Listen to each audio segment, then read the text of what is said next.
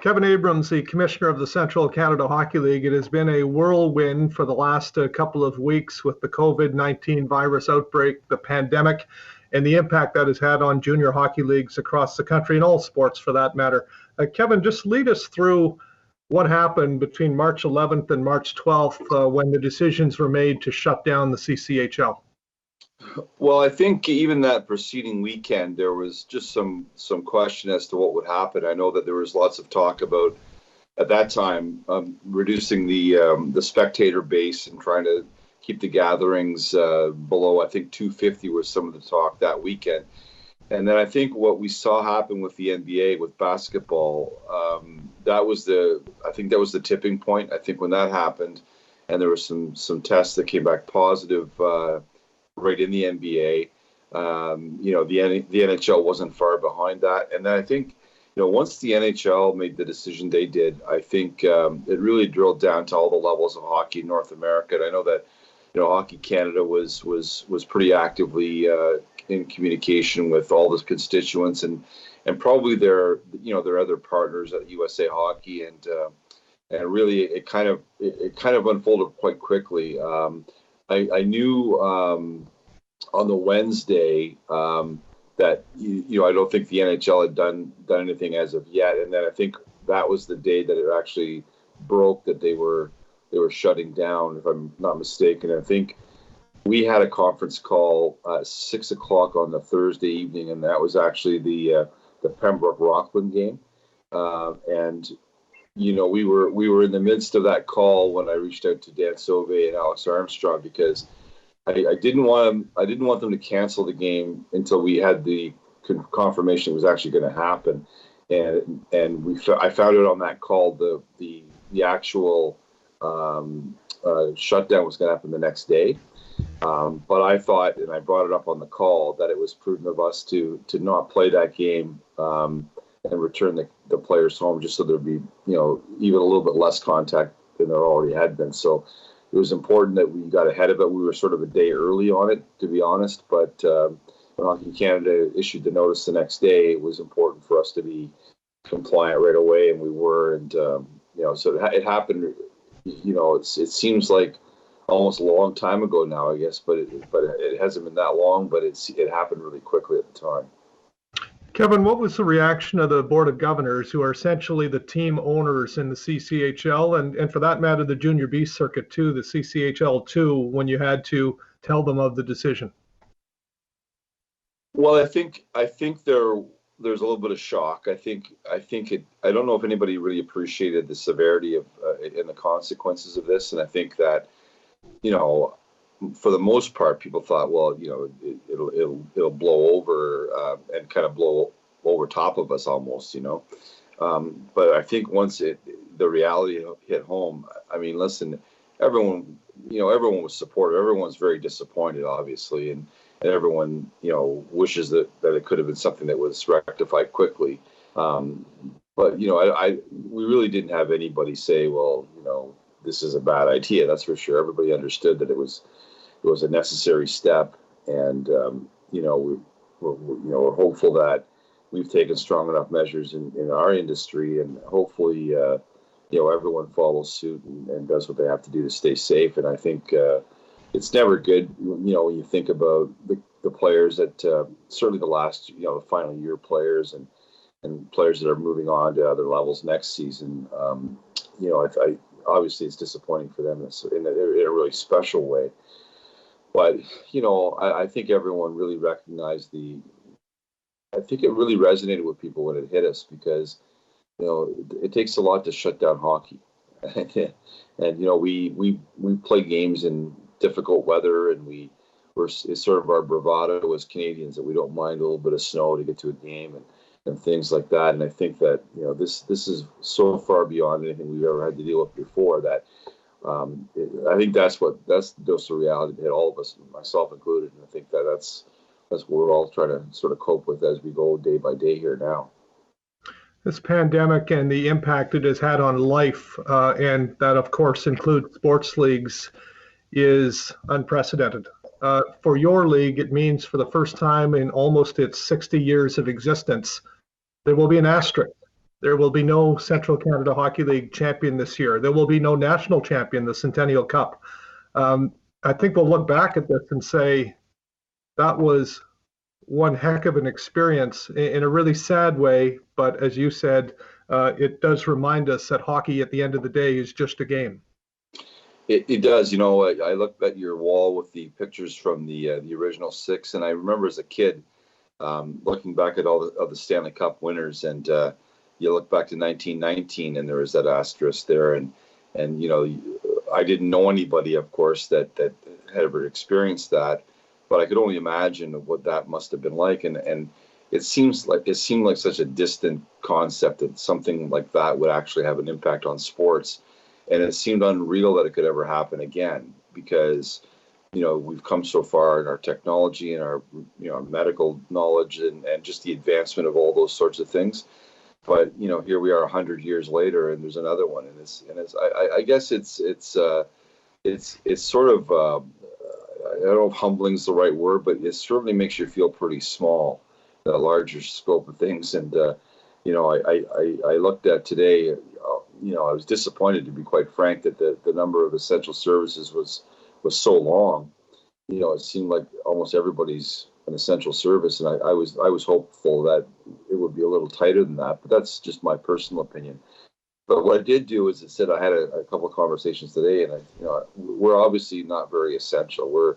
We truly are just a game. We are a sport, and we're all blessed to be involved in it, and I've always felt that way. But I think you recognize that in a larger scale and scope of things, entertainment and sports, are things that take our time. But, the real heroes and the people we should be honoring more often than we do are the first responders, the medical professionals, people that, make our lives livable and better, not on an entertainment basis, but an actual survival basis. I think those are the people that deserve way more credit than we ever give them. And I think, when these things happen, you recognize what's really the most important things in life. And, we'll get back to playing hockey at some point, but I hope we don't forget, because these are the people that are the real stars, that's for sure. I think we all agree with what you've said. And of course, you were talking earlier about the 1919 Spanish flu pandemic, which killed millions of people around the world and shut down the Stanley Cup final between the Montreal Canadiens and the Seattle Metropolitans. And that is the asterisk against the Stanley Cup.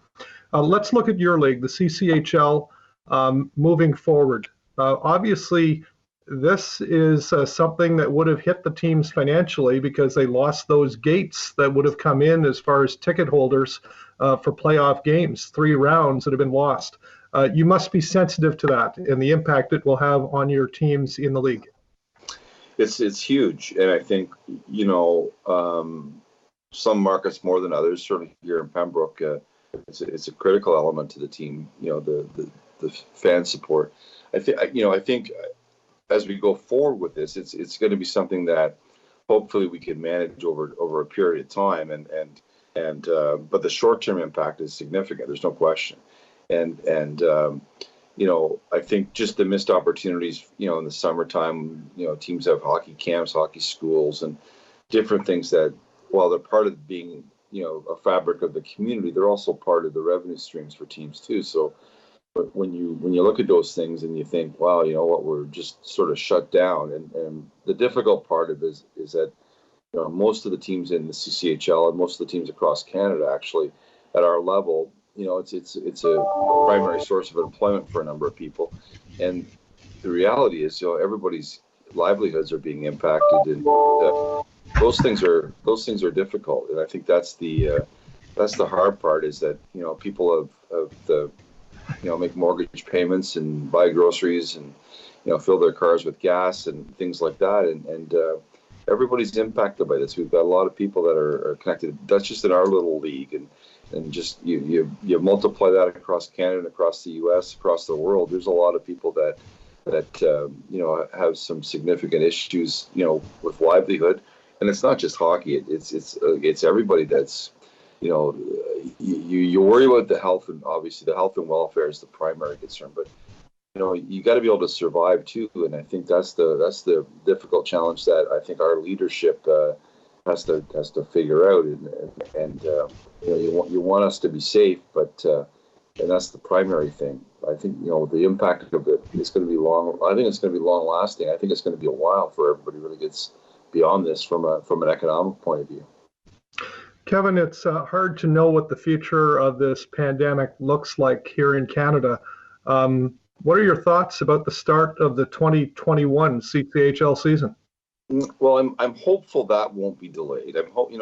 I've heard reports, from different people that think, back by the summertime we'll be back to normal. The warm weather helps, and all those sorts of things. I don't know if any of those things are true or not, but and that would lead you to believe that you could have your summer back to normal or closer to normal, and then you're off and running in September like always.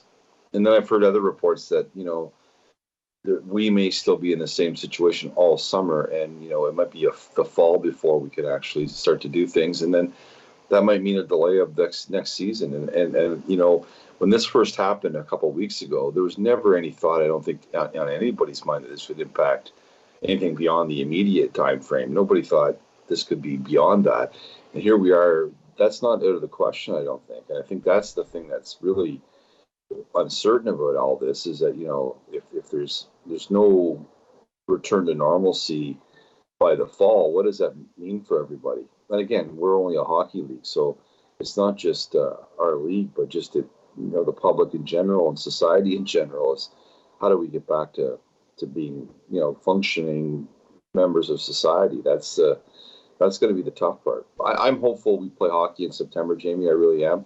Hopeful we, in August we can open training camps. I'm sure that if we all do our part, that's more likely to happen. And I think the tough part is seeing people not recognize the significance of this, and I don't like seeing everybody out at March break on the beaches of Florida. I think those are selfish activities, and I think those are things sometimes people in sports are famous for looking at big pictures and team first. And I think when people do selfish things, that bothers people in sports maybe more than the average person. So those are disappointing things to see. Hopefully people have come around and realize that it's important that everybody do their part here, and we're just one at a time going to get over this. Kevin, before this outbreak really took hold in Canada, there were some things happening at the league governance level, including the transfer of teams. So the Canada Lasers are scheduled to move to Renfrew to become the Renfrew Wolves for this upcoming season. That's in place. That's been approved by the Board of Governors. But there were also some talk about Junior B teams moving. Can you give us an update on where that is at? I can let you know about the Junior A team, that the Renfrew Wolves, and I'm excited about that for the community of Renfrew, especially living up here in Renfrew County. I think that's great. I've always thought that's a potentially very sound Junior A market. I think it gives, for the first time in history, it gives the Pembroke Lumber Kings a geographical rival. So, I don't know if communities really understand how important that can be, but there has always been rivalries in Pembroke with teams from Brockville over the years, and those are the furthest removed teams geographically in the entire league. I think the special situation you have now with the team in Renfrew is that you'll have fans traveling very easily through. I could envision like a home and home series where you play in Renfrew, then you play in Pembroke, and fans really get engaged, and imagine a playoff series with those two teams. So those are the kinds of things I think that Pembroke's never had the benefit of. So for Pembroke's sake, as well as the folks in Renfrew, I'm excited. The Junior B thing is a pretty fluid situation. Nothing really got to the point where anything was really approved or adopted. So there's been lots of discussion about Petawawa. Nothing's been approved with Petawawa. Nothing's been approved with Whitewater. Nothing's been approved with the Renfrew Junior B franchise. Those are all things that are teams that are really in a state of somewhat of a state of limbo right now. And I think once things do start to track back on, we do have a league conference call for the CCHL 2 on the 6th. I'll be speaking with the chairman tomorrow evening, so we'll have a full agenda on that night. I'm not sure what will be decided that night, but we'll be discussing these things among others. Of course, the pandemic is front of mind, and we have weekly calls with the Junior A group every Monday. So there's an opportunity for us to stay in communication with one another in the CCHL and share what's happening in each community. And if there's any things that we could help one another with, we want to try to do that as we go through this. But Junior A is approved as a move. Junior B, nothing concrete at this point. Kevin, just to wrap up this interview, I guess what are the lessons learned for your league from this pandemic? It's unprecedented. I don't think any of us ever thought that we would live through something like this, but we are now. What lessons do you take away from this? Well, I don't know that you can learn a lesson from something that's just so out of the scope of imaginary, like beyond anyone's imagination. Like, I don't think anybody's ever said what would ever happen if. You look at something like this, and it's the impact it has on everybody. But I think you learn a lot about yourself, and I think you learn a lot about your colleagues, and you'll see different strengths in different people come out and things like this. So those things are, I think, comforting in the sense that a lot of the people that really get the significance of this are involved in sports, and they recognize that we're fortunate to be involved, but we know that we're not really integral in terms of living and dying. But when we do get back, we're going to recognize also that we're an important part of what makes the quality of life so important in Canada. And I think everyone's got a responsibility to do their part. Right now, it's just to do the right thing and be part of the team. And when hockey comes back, I think we'll provide that level of entertainment and opportunity for people to become parts of the community again. And I think we'll appreciate going to events more. I think there's been talk for years about people don't go to hockey games anymore, and they do a lot more things differently. Well, I think not being allowed to go to a hockey game right now might change how people feel about going to sporting events and cultural events, and just going for dinner with your family and things that you took for granted so much that I think we'll really appreciate those things more. So maybe there's some silver lining in this very dark cloud that right now we're all living under. Kevin, always great to connect, even if it is virtually in these trying days. Yeah. Thanks very much, Jamie. Appreciate your time. You're welcome. Kevin Abrams, the Commissioner of the Central Canada Hockey League, in conversation on yourTV.